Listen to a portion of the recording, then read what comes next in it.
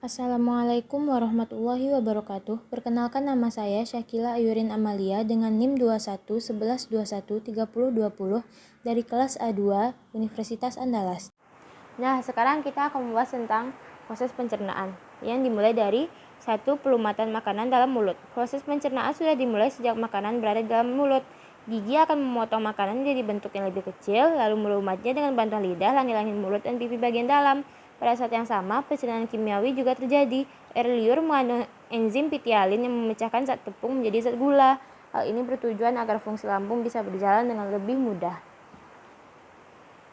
Dan kemudian yang kedua proses terjadi dalam lambung, yaitu penggilingan makanan oleh lambung, yang mana pada proses ini makanan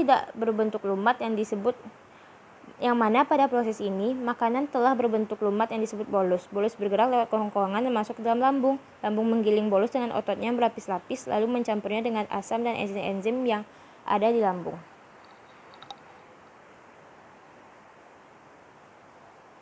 Dan yang ketiga, terjadinya penyerapan zat gizi oleh usus alus.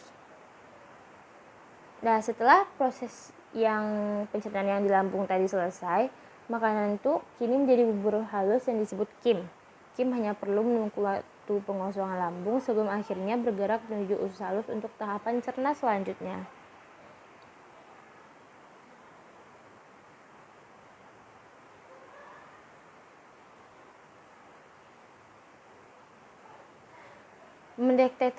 Mendeteksi adanya makanan dalam usus halus, kantong empedu berkontraksi untuk mengeluarkan cairan empedu. Cairan ini sebelumnya diproduksi oleh organ hati dengan fungsi menguraikan lemak pada makanan.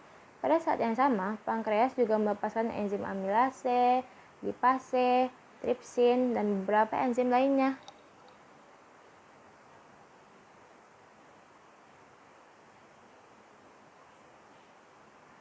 Dan yang keempat, penyerapan air oleh usus besar. Proses pencernaan berlanjut dengan makanan bergerak menuju organ usus besar. Makanan yang telah menjadi ampas tidak lagi menjalani pencernaan mekanik atau kimiawi. Pasalnya, usus halus telah menyerap setiap zat gizi dari makanan. Di sini, ampas makanan akan melewati proses penyesuaian kadar air. Usus besar akan menambah atau menyerap kandungan air untuk menghasilkan kepadatan feses yang sesuai. Ampas makanan juga mengalami pembusukan oleh bakteri dalam usus. 5. Pengeluaran feses dari tubuh. Feses dari usus besar kemudian bergerak menuju rektum. Sebelum Anda BAB, rektum akan menampung feses untuk sementara waktu. Begitu rektum penuh, barulah Anda merasakan sensasi mulas, lalu feses keluar melalui ujung saluran pencernaan yang disebut anus. Area ini terdiri atas kumpulan otot yang akan berkontraksi saat Anda merasa mulas. Keluarnya feses dari anus menandakan akhir dari proses pencernaan makanan. Penyakit kanker esofagus pada manusia. Seperti namanya, kanker esofagus terjadi saat sel kanker tumbuh dan berkembang ganas di sel esofagus. Jenis kanker ini termasuk jenis kanker yang banyak terjadi dan banyak mengakibatkan kematian. Berdasarkan asal selnya, jenis kanker ini terbagi menjadi dua jenis, yaitu pertama adenokarsinoma dan kedua squamous cell carcinoma. Penyebab kanker esofagus.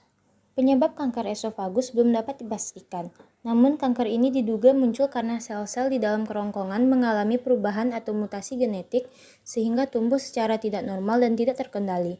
Sel abnormal tersebut menumpuk hingga membentuk tumor di dalam kerongkongan. Meskipun penyebabnya belum diketahui secara pasti, ada beberapa kondisi yang dapat meningkatkan risiko seseorang mengalami kanker esofagus, antara lain sebagai berikut.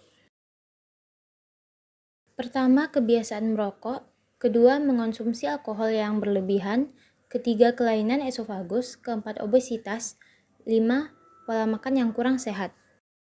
Gejala kanker esofagus. Pertama, nyeri ulu hati. Kedua, nyeri di tenggorokan.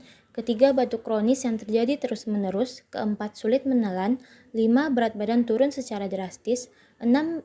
Batuk berdarah atau muntah darah. Dan terakhir, BAB berdarah atau berwarna gelap. Dan ada juga beberapa macam cara mengobati kanker esofagus. Pertama, dengan cara operasi. Operasi dapat dilakukan untuk mengangkat jaringan kanker yang kecil sebagian esofagus yang terkena kanker atau sebagian esofagus dan bagian atas lambung. Kedua, dengan cara kemoterapi. Prosedur ini dilakukan dengan memberikan obat-obatan untuk membunuh sel kanker. Kemoterapi dapat dilakukan sebelum atau sesudah operasi.